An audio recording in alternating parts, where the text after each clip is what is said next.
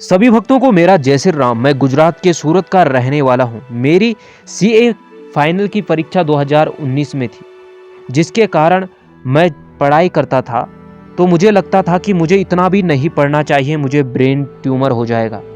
जब भी मैं किसी को काम करते देखता तो मैं सोचता अगर मैं इसकी जगह होता और ये काम करता तो अपना दिमाग लगाता और मुझे ब्रेन ट्यूमर हो जाता। कई बच्चों को अगर मैं खेलते हुए देखता तो मुझे उनको देखकर ऐसे लगता अगर मैं इन बच्चों की जगह होता, अगर ऐसा खेलता तो मुझे दिमाग लगाना पड़ता और मुझे ब्रेन ट्यूमर हो जाता। और मेरी यह आदत बार बार बढ़ती गई और अब मैं पढ़ना लिखना भी मैंने छोड़ दिया। मैं सोचता अगर दिमाग लगाऊंगा तो मुझे ब्रेन ट्यूमर हो जाएगा। मुझे नहीं पता ये क्यों हो रहा था और किस कारण हो रहा था, लेकिन मैंने यह अपने अंदर ऐसा भर दिया था कि मैं अब कुछ भी नहीं करता था। अपने कमरों में घंटों भर अपने कमरे में बैठा रहता था और रोता रहता था। मैं मम्मी पापा को भी नहीं बताता था, वरना मम्मी पापा क्या बोलेंगे। 3 महीने ऐसे ही बीत गई।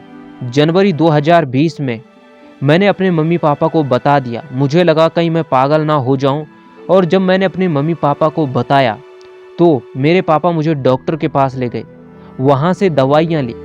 लेकिन मेरी मम्मी चाहती थी कि मैं सूरत के पास घरोड़ी नाम की जगह, जहाँ पर हनुमान जी का एक मंदिर है और सहारनपुर हनुमान जी की वहाँ पर प्रतिमा विराजमान है, तो वहाँ पर मेरे मम्मी चाहती थी कि मैं वहाँ जाऊँ।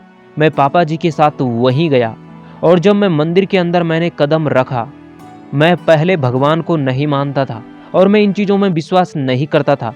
मैं खुद को बहुत ही प्रैक्टिकल मानता था। जैसे ही मैंने मंदिर के अंदर कदम रखा, आपको यकीन नहीं होगा, मुझे ही पता नहीं क्यों मेरे आंसू निकल गए। मैं मंदिर के अंदर गया, हनुमान जी की पूजा की और वहाँ पर स्वामी जी ने हमें पूजा विधि बताई। उन्होंने कहा कि हनुमान चालीसा रोज पढ़ना और गोमूत्र पीना, सब सही हो जाएगा।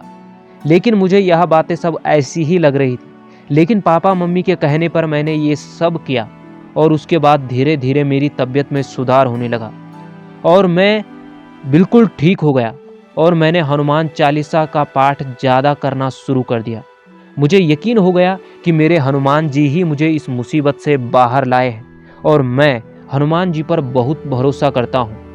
पहले मैं इन बातों को नहीं मानता था, लेकिन अब मैं अपने प्रभु को बहुत मानता हूँ।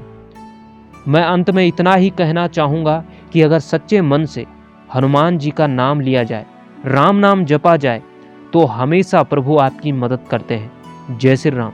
तो दोस्तों, कैसे लगा आपको यह अनुभव? दोस्तों, अगर आपको साथ भी कुछ ऐसे अनुभव हुए हैं तो आप हमें इस जीमेल पे मैसेज कर सकते हैं और हम आपके अनुभव को अगले वीडियो में लोगों तक पहुंचाएंगे। जय श्री राम दोस्तों, फिर मिलेंगे एक ऐसे ही अनुभव के साथ। तब तक के लिए जय श्री राम।